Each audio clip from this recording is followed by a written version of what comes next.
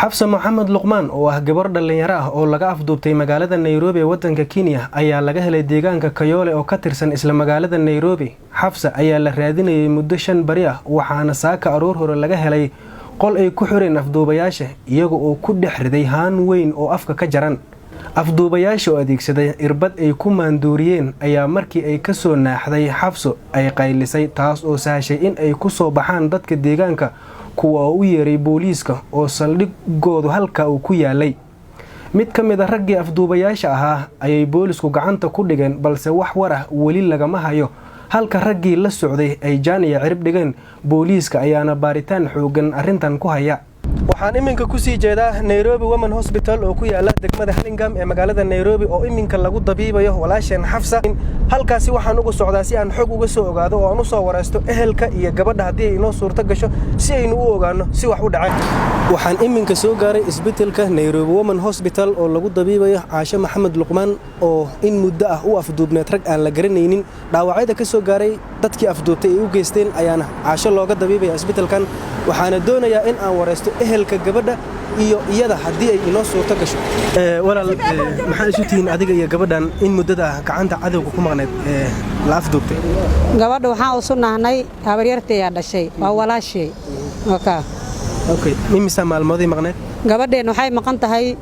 maanta 6 u ahayd maanta dii laga bixi 5 bari ay maqneed. sidee loo afduubtay qaafkii loo afduubtay bal faahfaahin inaga sii. sidee loo afduubtay gabadheena dukaanka ay joogtay dukaanka marka gabadhu way soo wacday waxay tiri dukaanka maad xirtay 12 ay ahayd oo maad waxay tiri dukaanka ma xirtay man xirin hadda xirin rabaa bas ayaa waan ku soo socday hadda waa israacaynaa dukaanka soo baxay raac marka waxay tiri gabadha anigu kuma raacay tiri way diiday marka hore laakiin markay u imaadana way ogolaatay waxay tiri nakeen boodha la isla raacay gabadhu way salaantay markay salaantay markaas amiirku ugu dambeeyay wayna raacday gabadha Soomaaliga salaamaysa gabadha Soomaalida gabadheena salaamaysa midaan oo kamarada saas qorta dhahayso taasa gabadheena ninii salaantay markay salaantay gabadheena gabadheena soo kacay tiri waatii hordaysaad u jeedeen kamarada marka sidii ay ku hor orday way waday meel maqaasiino waxay geysay watermelon meel qudaarta lagu iibiyo meesha qudaarta ay geysay bas marka si meesha u joogeen maxaa inta joogna maadna wadiin markay tiri gabadheena waxay tiri maxaa li jiray waan baxaynaa dhib ma lahan horta maghrib tuko maghrib marka la joogay ahayd maghrib tukay tiri gabadha marka waxay tiri adima tukanaysid ma anima tukanaay adi tuko bas marka waxay tiri hayad saas waa dhib ma lahan ay tiri salaadii ay gashay ayadoo salaadii ku jirto sujuudii lagu soo gaaray qoorta la qabtay qashimaha dhulka tuurna afka loogu guray cirbada lagu dhuftay sidii calay xal lagu watay gabadheena. meesha qudaarta oo la geeyay ma meel kama kunji ka baxsan baa mise waa meel isli ah? maya kama kunji eriyadeeda waay ma ogi isliim ahaan Kayoleyna may gaarsiin dhaxda beerta ay ku reebtay dib dambe markay cirbada ku dhufteen ay gabadha ay bedelantay arkeen markaas ay qaadeen oo geeyeen kama kunji baashi Kayole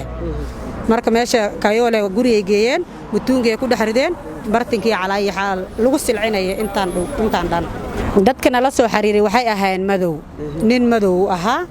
telefoon muu soo waceynin message soo qoraayay uu dhahay lacagta madax furashada soo dira lacagta madax furashada uu naga dalbanayay lacagta madax furashada soo nooga dalbanay hadii lacagta madax furashada aan ku soo dirnay intaan kugu soo dirnaan dhaheynay asagana kulay meel looga soo dirno ma soo direynin maxaa la jiray madax furasho way naga dalbadeen 5 milyan ay dhaheen 5 milyan oo madax furasho u baahanahay 5 milyan keena 5 milyan hadaad keentaan gabadhiin waan soo daaynay dhaheen على حال 3 بري وين بلميين كيولدين ugu بلميين heer waxaan gaarin inaan siino lacagta ma la bixin 5 milyan ma la bixinin inaan bixin waan rabnay laakiin waan ishaleeli weynay laakiin waa ogolaateen oo kale waan ogolaan inaan bixin maxay yeelay naf nool naga maqan inaan bixin nin madow la hayaa laakiin dawladdu wali way ku daba jirtaa way soo qabanaysaa insha Allah cadow way waa la soo qabanayaa gacan ka xaqdarna haysata gabadheena waa la soo qaban doonaa adiga magaca ku bilaabay iyo gabadha waxa isu tiin bismillaah alxamdulillah magacayga waxa la yiraahdaa Zakariya Maxamed Luqmaan gabadha walaashaydan waxa la lahaa Xafsa Maxamed Luqmaan maartii oo telefoonkeeda meeshii ugu dambeysay waxay noqotay Kayole gabadhan ay israaceen kaxaysay iyo abaaye maxaa ka dhaxay waa xogaho ganacsiga ka dhaxay waxyaalo ganacsiga ka dhaxay maxaa yeelay walaasheena maysan garanayn gabadhan mar hore laakiin hooyadeeda ay isu barteen hooyadeed meel guriga aan deganahay hoosteeda ay qudaar ku gadaa walaashay waxay keen jirtay liin iyo waxbay maartay meel ma dheer ka keen jirtay qudaar bay keen jirtay qudaartii ayadoo keenaysa tan qudaar gabadhan ay ka fiirsatay ayadana way ka keenaysay mar meelahaas iska barteen adii xagga maartay lacag bay ka qaaday adii waxbaas dhaxmaray qaraan gadayna ay dhahday meeshii stoorka ay ka furtay marka gabadheena ay ka waday ayada xagga geysay hadda xagee ku dambeysay gabadhaas la tuhmay gabadhaas kala meel ay ku dambeysay iyo hadda ma ogin because intii oo baadi goobka uu ku socday wixii uu kameraga uu kor saarnay oo gabadheena wax la warsanay anaga bes waxna la warsanay reerka dhanka kale ma waxba ma la warsanayn okay tuugadii ilaahay hadda wax la qabto gacanta dawladda ku jira ma jiraan qaar baa la hayaa dawladda gacantooda ku jira madow miya masa Soomaali madow way okay